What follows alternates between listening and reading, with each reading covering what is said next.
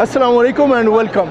अच्छा, ये एक चीज़ मैं आप लोगों को दिखाता हूँ, बहुत इंपॉर्टेंट है। ख़ास तौर पे जो लोग फैमिलीज़ के साथ आते हैं हरम में, बच्चे साथ होते हैं, तो कई बार ये डर होता है बच्चे गुम ना जाएं या कुछ भी है।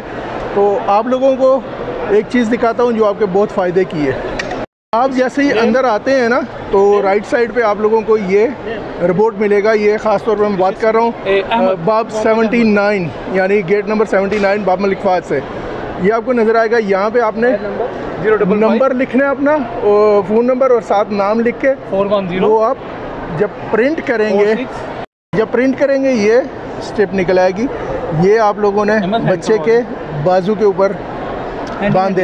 जैसे ये बच्चे के नाम ऊपर लिखा हुआ है अहमद और फ़ोन नंबर, अगर खुदा ना ख्वास्ता अगर गुम जाता है तो फिर इस पे कॉल करेंगे वो आप लोगों को, और इंशाल्लाह बच्चा आपको मिल जाएगा।